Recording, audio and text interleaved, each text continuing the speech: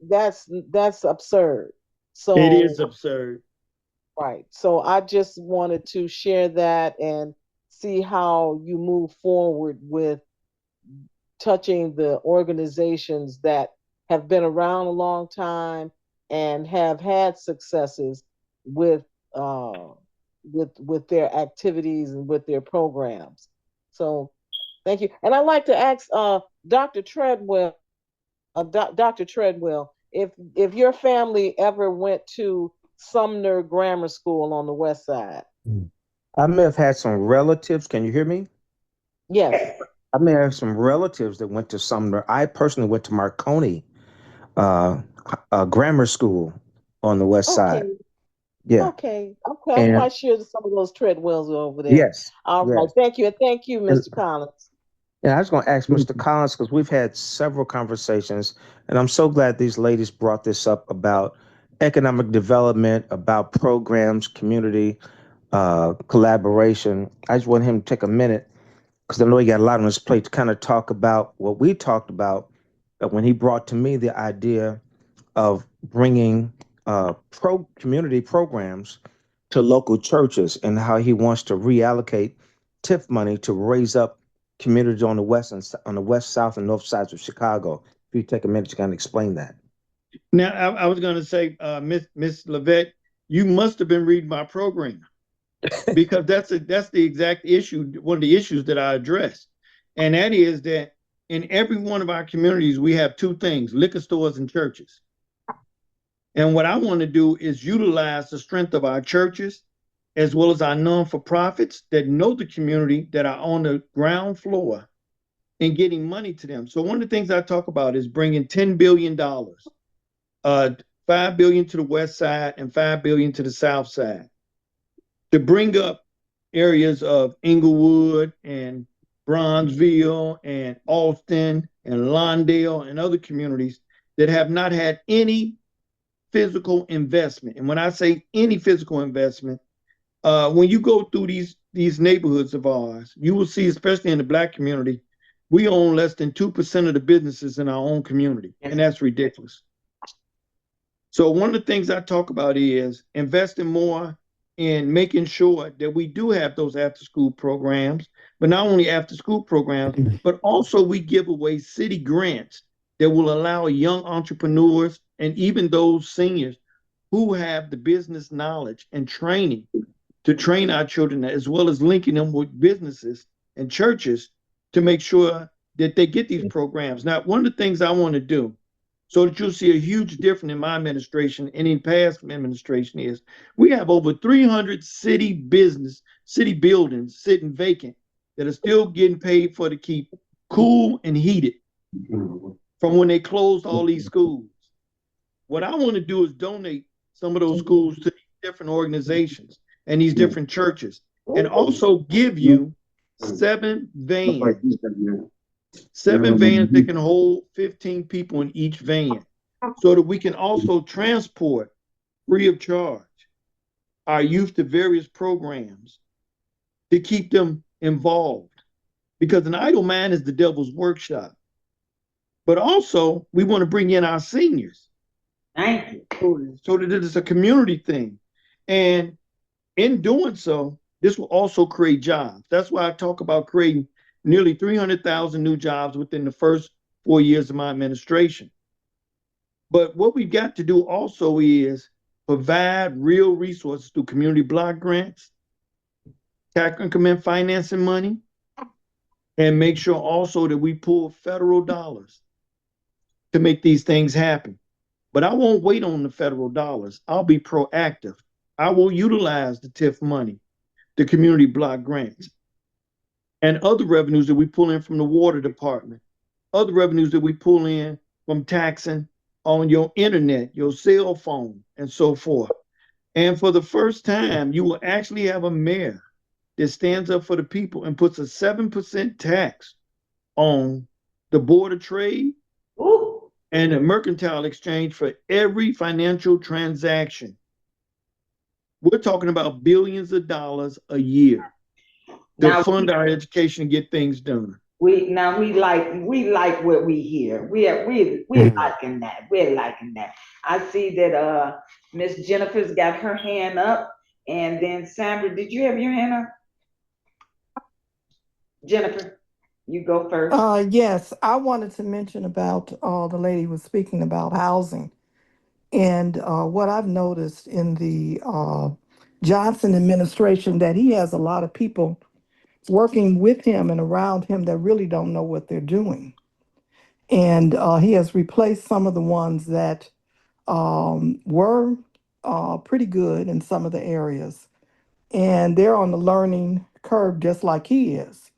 Now, as far as housing, we did have a very good person that worked for the Chicago Housing Authority when in the Lightfoot administration, Mr. Eugene Jones. And he left, I guess, because of whatever politics, and went to Atlanta.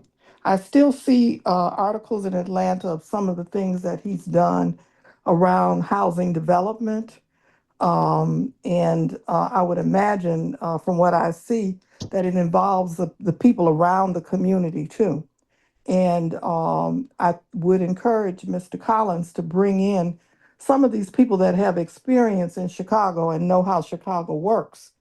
Because I think that the ones that are coming in or are in place now really don't know how Chicago works and don't know how to get around those things. Uh, So I think that I'm sure he's going to do his research to see who is around and who he might be able to ask to put into some of these positions. But we have been our housing. We took in quite a few people in South Shore and different areas because other areas did not want to take them when the projects were shut down. But they were supposed to have programs for these people to teach them how to be in different communities, and they did not. They cut that out. So it's a lot of things that we have to think about, and Mr. Collins has to think about that has to be a little bit different. He's talked to me a lot about what is available, like he said, the block grants. We never hear about those types of things in our communities. And just to even get a sidewalk put in, you have to pay I don't know how much money. And your sidewalks then crumble. So that's just an example of one of the things. But that's all I have to say about that. Let somebody else talk. Thank you. you. Thank you. Go on, Mr. Collins. Well, I think everybody's right on point with what needs to be done. And that's why I ask people to take a look at my plan, and pretty soon you'll see our website up. But it goes in depth in talking about the revenue and where it's going to, and holding the city accountable for being transparent in its budget. There's a lot of revenue that comes in our budget you don't know anything about. Remember, we were promised that if we voted for lottery, city of Chicago will receive a large amount of that lottery to pay for our public schools, and yet we're in debt, $9 billion. Yeah. So who got that money? Who got it? Now Then we that were told, accountability we need to yeah, know. that's right. And then we were told if we continue to get high and go ahead and smoke as much marijuana as we can, it would be good because that revenue would take care of the budget. And And where's still, that money? Where's yeah, that we're still in debt. money? But yet, when you buy a lottery ticket or you buy cannabis, nobody knows the exact number. Come on now. That's gonna stop. Not All only we gonna know the exact number, I'm gonna shut down that trophy room because there's more than trophies in there. It's some cash hidden in the corner somewhere. right. All right, we got excuse me, Uh, Levette. Levette, you have your hand up, and then Sandra. question. This is just from a visual observation. As I go through the city and I see the various constructions that's going on via the streets or curbs or if it's ComEd out or whatever the construction is, I'm just so puzzled to know if are there any uh are there any black people on any of these construction sites because I don't see any. I've seen many of them. And I'm just wondering, are we not uh, filtering these young people through trade schools? Is this against the law to have black men and women on these construction sites? And then as I see the work, particularly in my community, because I actually called my alderman to say, I saw this construction company in university over by the University of Illinois, and their construction site was very well kept. The horses were all in line, and this same particular company came over to my neighborhood and everything was strewn all around. And the disrespect that you see from others coming into your community is quite evident. And I was thinking, if that was a job that I had, I would be suing all of these people that come and do work in our community and leave it worse than what they found it.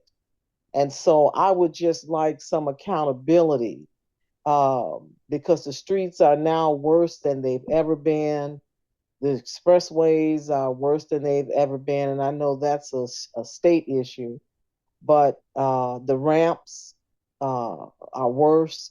And so it's just accountability that I'm looking for when it comes to dollars being distributed throughout the city without accountability. Well, that's one. I hear exactly what you're saying, and you're absolutely right. And that's one of the reasons, like I said, that I'm running, because here we pay all this money in taxes. You even pay for a bag when you go grocery shopping. That's ridiculous. Mm. You pay a sugar tax. What black people don't like sugar? It's sugar in everything. Uh, it's just ridiculous the amount of money that we pay out and get nothing in return. And when you drive through our community, I will say we're number one in speed light cameras, which I'm gonna get rid of. I can't stand them. Ooh, They've got to go $100 out of your pocket for what? You could be 100% right, and it's illegal. But you won't hear any of the politicians say it because, according to state law, the only person that can issue a moving citation is a uniformed police officer, a law enforcement officer. That is the law. that's But the our people have law. been, that's the law. But our people have been taken, advantage of for decades. Now, I know as mayor, I'm going to have to be fair with everybody, but don't forget, I am a black man and I sleep in a black community. I raise black children and I'm going to be black to the day I die. So I am pro black. I won't run from that. And it's one of the reasons why I will carve out 25% of all city contracts must go to black contractors. Ooh, wait. Yes, sir. So All those right. white men that have been sneaking in line, those Asians that have been showing up, others that have been sneaking in line and pushing us to the back, you need to be black to get 25%. Thank you, sir. And you Thank- have to have this type of leadership that stands on it. All right. It's so All important because unless a society is able to provide for itself, to manufacture for itself, to work for itself, it has literally no hope. It is dependent upon other people. And it just bothers me and it upsets me that we can get guns when there are no black manufacturers for guns. We can get bullets, no black manufacturers that make bullets. We can get red light cameras, and there are no black manufacturers that can make red light cameras.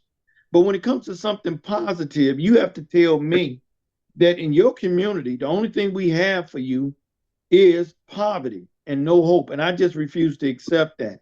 That's why my slogan is a fighter for you and a leader for Chicago. That's what we need. right. Ooh, thank you so much. Ooh, thank you, thank you, thank you. Okay, we got Miss Mr. Sandra with her President. hand up, and then we have Dr. Treadwell. Yes. Well, my hand was up the first time the question got Oh, in, but I'm the sorry. second time for Jennifer was I wanted. She said when she said that she had to pay for it, they're charging them for sidewalks. They're not supposed to charge you for the sidewalk. So I don't know what kind of mess they've added on to that. I had 2 sidewalks placed while I lived in my home and never paid a dime. And I had my alley replaced.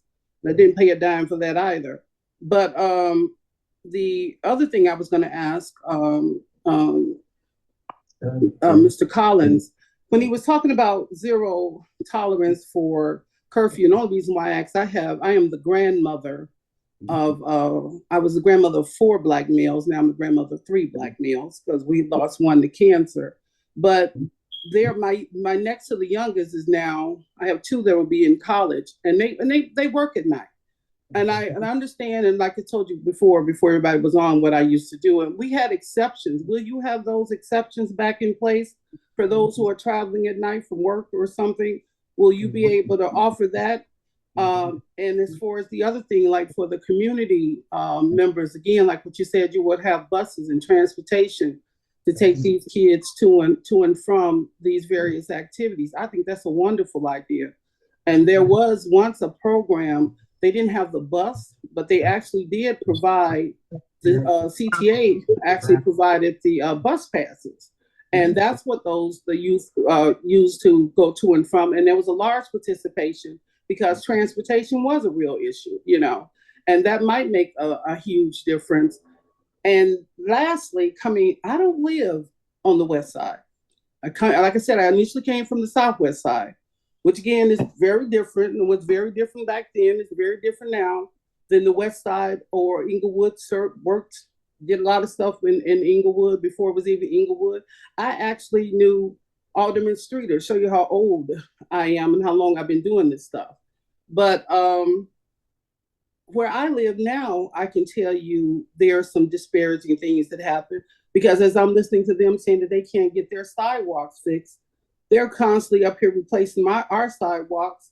And matter of fact, we had to call the police the other night because they were actually cleaning the streets at 2 a.m. in the morning. And disturbing. I mean, seriously, they're cleaning the streets.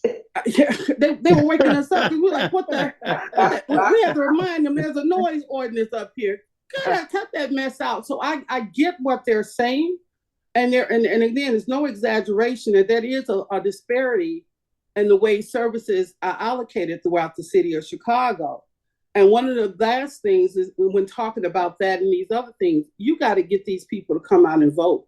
One of the reasons some of these services don't happen is when you go and you look on the polling sheet and you see the number of people who voted, and then look at the number of people in this community who voted, and look at the number of people who voted that came out of the other communities that you're talking about, you got 2,000 and 3,000 people who voted, when clearly you got 56,000 as far as that are registered voters.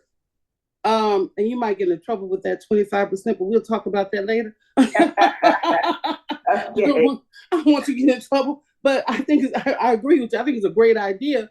Because again, even at 15 or 12%, as Lavette has said, and Lavette brought this up during another one of our shows, I don't remember who we were talking to, but about the fact that she doesn't see Blacks out there working on those crews. And as we know, the city of Chicago does still deal with and follow, because of taxpayers' dollars. We have to say that their crew, they have to show they have 15% Blacks employed. Now, where are they if they're not on the street? I don't know. Is somebody monitoring that anymore? I don't know. Is that still a requirement? Yes. That has not changed. None of that has changed. So that would be good to know.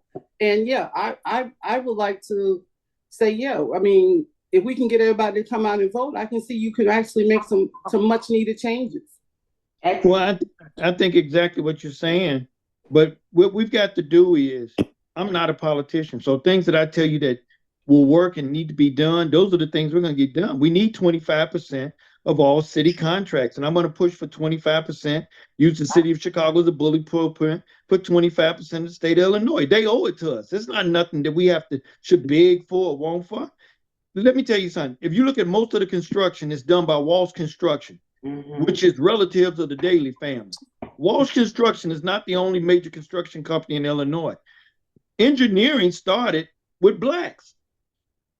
Everything you can think of when it comes to building the pyramids and mathematics and everything else. Are you telling me you cannot find any blacks to give a contract to?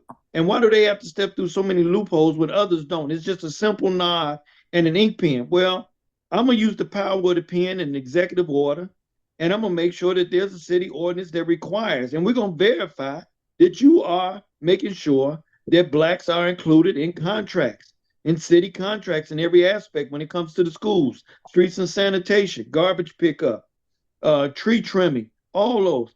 We've got people that are legally here in this country, and they are already opening up businesses. I don't know who Sanchez is, but he just got here last week, and already he's cutting trees in the middle of the street and planting flowers and making an income.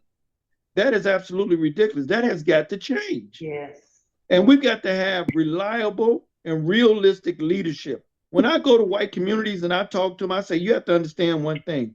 If a ship is sinking on one end, it's just a matter of time before the other end begins to sink. We've got to use common sense. So when you talk about things that, well, you know, they're going to do this in the black, absolutely. That's what we have to do because we want to be fair. And there are decent, fair white people out there. There are decent, fair other nationalities out there. We all want a fair share. And we can't keep making excuses for pushing those back who never get the opportunity, who never get the chance. And if we want our youth to move forward and have a promising future, we've got to work to provide that. They're asking for it. They're asking for attention. They want something to do. We've got to give it to them with some structure. And that's why I say making sure that curfew is zero tolerant, that is so important. If your child is 9 years old, and I've seen it, there's no excuse for him to be outside at 3 o'clock in the morning. He shouldn't be in a car accident at 9 and 11 and 12 years old, carjacking somebody only to run for the police and lose his life being bounced through the windshield. That is a parenting issue as well as a social issue. And we've got to address it. That's why we're going to bring parents in and hold them accountable as well. We're going to bring some services in. We're going to get rid of the excuses, and we're going to get about doing the job that needs to be done. One thing you will see within my administration within the first 100 days is a feeling that you can take a fresh breath of air. Thank you, thank you, thank you. And can you make sure some of those contracts also go to Chicagoans? I'm really sick of, because that's another slick thing the city is doing. Not only are they not suburbanites, they don't even live in the state. I think once you get in there and get a chance to look at those contracts, you're going to find out many of them, to include those that CHA has, they're not even residents of Illinois. Well, one of the requirements is, just like if you work for Chicago, you have to be a resident. To get these contracts, you will have to be a resident. It's called rising the quality of life for all. That's what we're going to do. We're going to improve the quality of life for all. For the first time, you will see and hear what you used to hear in the 70s and 80s, when we had those big factories here, when you had Morden Salt, when you had Buddy Bears and all them, and you looked around and you saw black folks going to work. There was something to do when you had lumber yards, when you had meat markets, when you had the meat factories up and down Lake Street. So everybody was going to work. We need to bring that back, because then our children will see what's possible. That's right. Oh, oh, such a wonderful, you just bring music to my ears. Okay. Dr. Treadwell, you waving your hand. Yes. Okay. Yeah. I have a question for the mayoral candidate, Frederick Collins. Can you share your plan for education reform as regards to vocational training and job training through high schoolers? Absolutely. One of the things we have to do is, so many programs have been cut out of our public education system, such as wood shop, mechanic shop, technology, AI is a new one. But we've got to bring these things back so that when our children graduate, they can also get, and I'm going to work with the city colleges, they can graduate not only with a high school diploma, but with an associate degree and a job in hand. We're going to bring back ROTC. We're going to bring back home economics. These things are vital in life so that our children can function and contribute to society. And it is so important to do that. And it's not hard to do. The other thing is we've got to modernize our public school education. It's not competitive to any other education whatsoever. You can learn more looking at a brick wall right now. We've got to get rid of those chalkboards and bring in smart boards. And that is the big computer screens in front of the classroom. And one of the things we're going to do is no longer will our children backs be hurting from all those books and different things. We're going to have a whole curriculum on a laptop that they can carry around. And the teacher, they can send in their homework, they can check with them, but they can also, after hours, get tutoring. We've got to move towards the future, and we've got to have a plan and a blueprint and implement it. Oh, Mr. Collins, you have just you like lighten my day. I'm sure everybody's very pleased with most of the things that you said. And I see Jennifer still has her hand up. So Jennifer, you have something you want to say to Mr. Collins as well again. I want to ask the lady that was just on talking about the sidewalks. I Oh, wanted to ask what area is she living in Chicago? Did I currently live in, or did I live in when I got the sidewalks replaced? That you lived in. Oh, so you're not in Chicago now? Oh yes, I'm in Chicago, but I'm right here near North. I'm right north of downtown. Okay. And before I lived on the southwest side, I was in on the other side of Western Avenue on Maplewood. Mm-hmm. Yeah, I think that we've talked about this with Mr. Collins. I think some of the problem is that we as community members don't know what our rights are, and we don't know the laws, the zoning laws. We don't know the laws that the police or the city workers, what they can do and what they can't do during certain times. And Mr. Collins knows, and we're Oh, getting yeah. involved. We've got a program where it's called United We Achieve, where we're going by different districts and trying to get people involved. And with the different problems, we're trying to get these problems sorted out. And it is now being something that the police department is taking on too, because we're not speaking up and we don't really know what's happening and what we can do. All we can do is complain and say we're not doing whatever. So Well, we're. well, fairly speaking, I was a B facilitator for Beat 824 for a long time. Mm-hmm. And I brought that same information and knowledge up here. I'm now in 1824.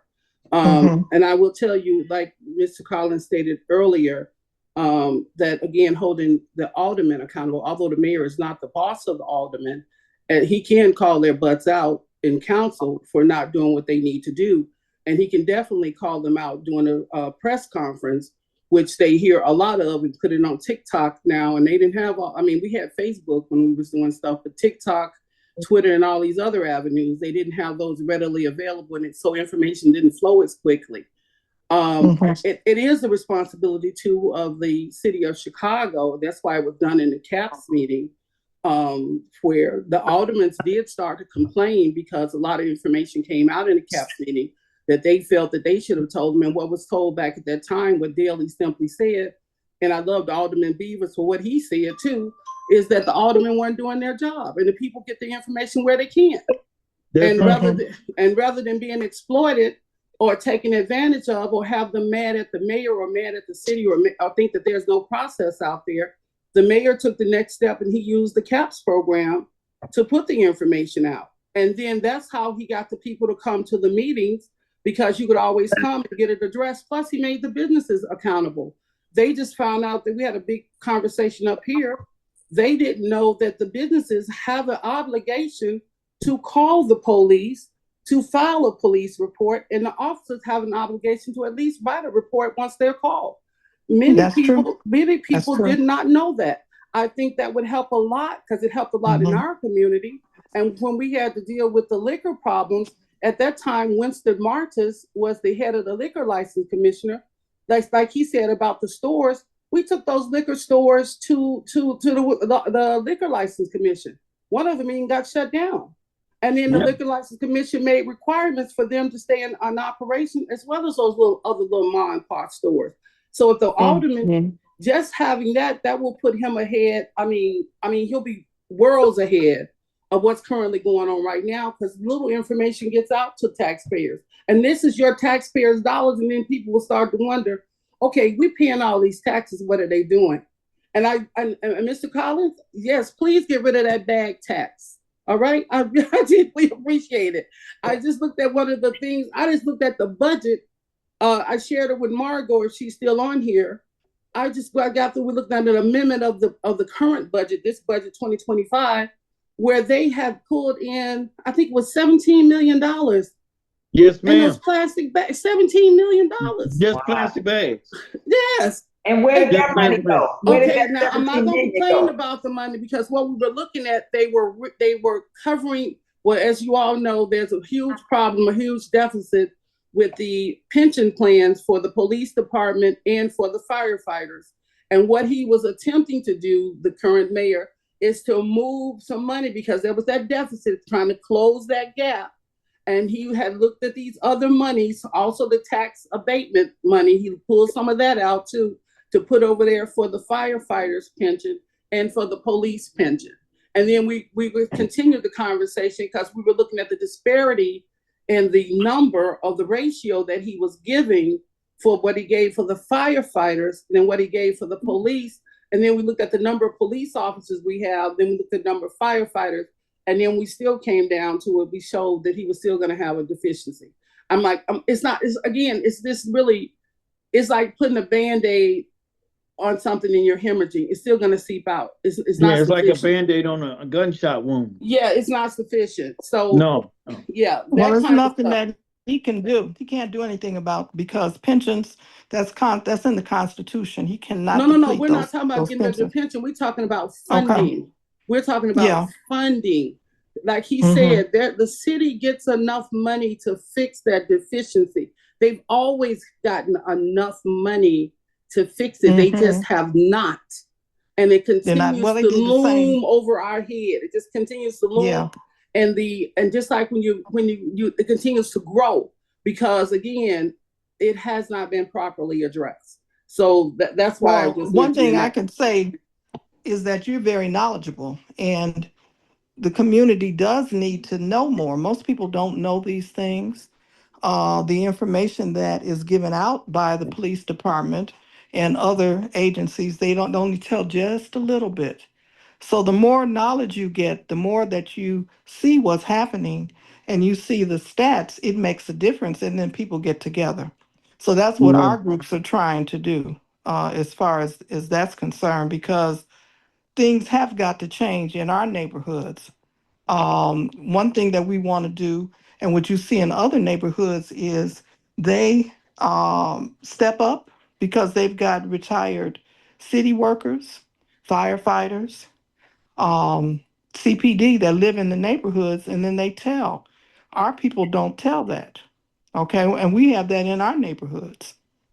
So we want to congratulate not only the police and the firefighters, but we also want to congratulate the city workers and the postal workers. Those are people that work for us too. That's right. Right. And all of those things we have to do to try to get people together to wake up and vote, like you were saying. People are not voting, okay? And that makes a difference. That's why we have what we have. That's right. And we've got an alderman that's just awful. And he votes always with the mayor and does not tell us anything. Well, he was supported by the teachers union and by SEIU. So he got all the money. That's how he got in, and others didn't vote. And it's Those not hard things, to get that support. You just have to yeah, attend the meetings.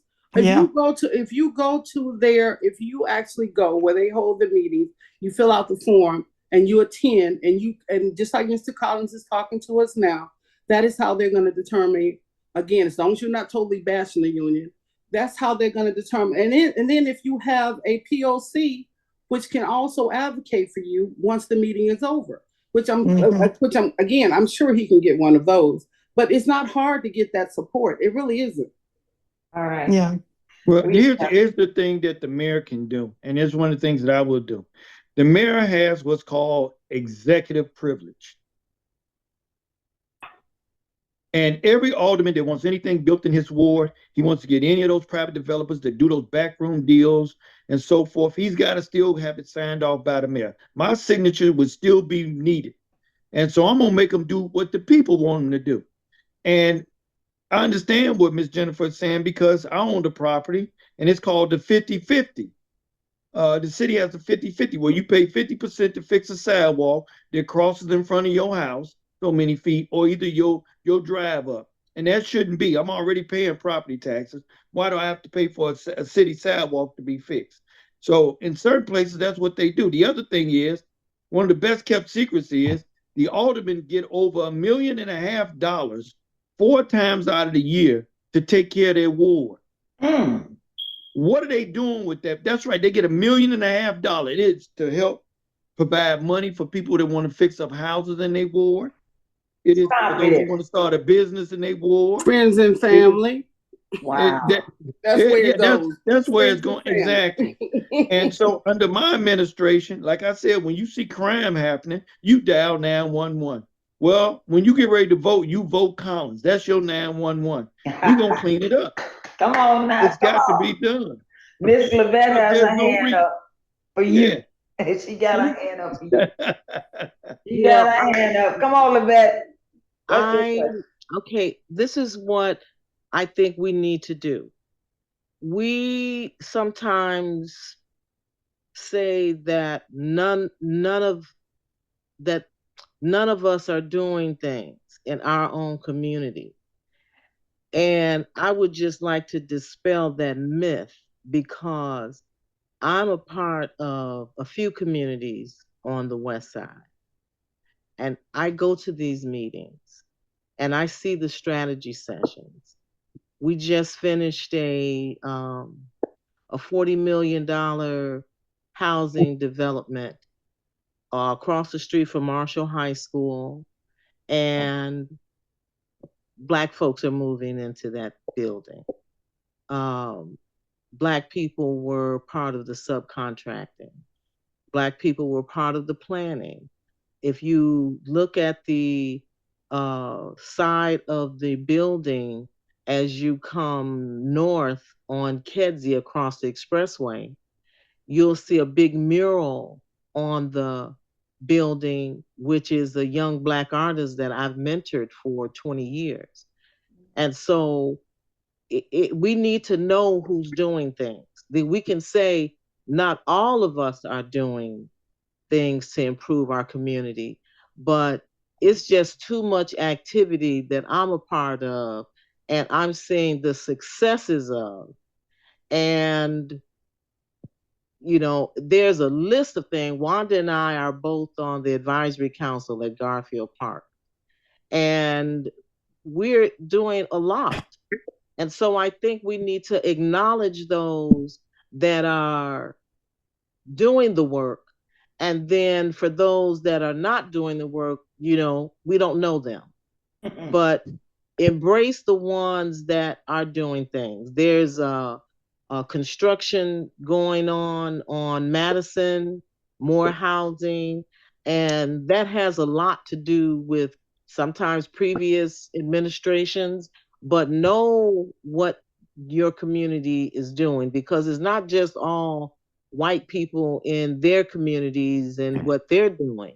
You've got to acknowledge the activities that's going on, because if it's a lot of disparity, but it is a lot of action that's going on, that we are at the table and we are making things happen. So I just think in that narrative, because I feel that when someone says, well, nobody is in the Black community is doing anything, and I've been doing this for 30 years, and there's been ups and downs, but I'm a witness of successes. So let's talk about the successes as well as the failures, because then the successes don't go unnoticed. Right. Then we only talk about failures, and that's not really inspirational. So let's build on what's been successful, and then the things that really need attention and really need a new direction, then that's when you bring in someone new, not to just ignore what we have accomplished, but also to enhance where we want to go in the future. Thank you. Thank you. Well, I want to say one thing. You are absolutely right, but we do acknowledge those because what you've done, I've been able to do what I've been able to do. And what I've done, you've been able to do what you're doing. What I'm looking at is it's all right to have pebbles, but I want a rock. I want a diamond. And for decades and for generations, we've been given credit for pebbles. And I don't want the pebbles anymore. I want the diamond. And that's what it's going to take so that the future can grow and do the things they need to do. And so when I talk about things that we still need to be fighting for, we have to understand we've had some rough battles and we've won some, but the war is still in place. Yes. We can't be foolish to that. It's still in place. And when you take a look at that, only 13% of Chicago public school children, in which almost 60% is Black, can't read beyond the third grade, can't write, aren't able to count. Oh, we've got a long way to go before we really call it success. And that's the reality of it. Most of our children, if it wasn't for texting, they wouldn't know what typing was. That's true. Thank And you. so we've got to address that larger issue because one day, after all you've done and I've done, these will be the people left to decide how we live the rest of our life. That's true. So true. Thank and you. what quality that we have. That's right. And so I'm not ignorant as to the great sacrifices that you have done and others have done. It inspires me to work even harder. We have to understand that life is not a race, it's a marathon. And we've got to keep on passing the baton to the next generation and keep running around the track. And so when I talk about making sure that we invest enough, but we also come up with manufacturing, and I want to give you this. During the 1970s and 1980s, more African Americans made money to buy a home, to buy their first home, their first bungalow, because there was manufacturing and there was jobs. If we take a look at the way immigration has turned out, do you know there are over 200,000 brand new illegal immigrants in the city of Chicago? And 60% of them are working a job that could also be for us? Somebody's hiring these illegal immigrants with no social security number and giving them free education, free Apple phones, free food stamps, and everything. And then when me and you say, well, wait a minute, what about me? What about my rights? We made to feel like, well, you know, you got to share. But we've been sharing over 400 years. Yeah. We've been giving you the profits and we've been taking the pain. It's time we get rid of the pain and start sharing in the profits. And so as the next mayor, I will be very mindful and very inclusive in making sure that all of Chicago grows, but I will not ignore the South and the West Side. It's been done too long. It's been done too long. Too long. Thank you. Thank you. And we need leadership because when it comes election time, we get those same people from the outside come to us to get our vote. And the minute they get it, you can't reach them nowhere on the phone. You can't get them nowhere. And they love to put us on advisory boards and they love to give us little titles and little things like that. But I want to be in control of the dollars and cents because if it don't make dollars, it don't make sense. Woo! Thank you. Thank you. There you go, Mom. Thank you. Good evening. How are you? iPhone call. Who is this? He just made a comment, I think, Wanda. I've had to leave in a minute. Okay. I was hoping Jennifer, was that her name, was still on? Because I gave her, there was some information, Wanda, you're supposed to put that in the chat about the job fair. Oh, okay. I don't know if you did it, but I'll send it out. Okay, Mr. Thomas, I'm sorry. I texted that to you, but because I was trying to give it to Jennifer, I figured you knew her. But again, it's another thing when they're talking about information not coming out. I didn't get that information from a Chicago resident. That came all the way up from Beach Park, and she sent that to me over the weekend. But yet, you'll see again, you'll see none of that information is readily available. They didn't put that information out, and it's sponsored by the city, and it's going to happen at UIC. Yeah, those kind of things need to stop. And there was one this morning at I found out at Triton College, but it was too early. They come sending me stuff at 6 o'clock in the morning. I don't know why they keep doing that. But yeah, but that's out there. So if you could please pass that on to her, I would deeply appreciate it. All right. All right, ladies and gentlemen, thank you so much for joining this show this evening. I appreciate you, Mr. Collins. You did an excellent job, and we thank you for having us. With you. Yes, we look forward to working with you. So, ladies and gentlemen, have a good night, and thank you. We look forward to you joining us again next Wednesday. All right, and maybe I'll move the time up a little earlier so we will have some other visitors as well. Have a good night. Good night, everyone. Thank you. Good night. Thank you.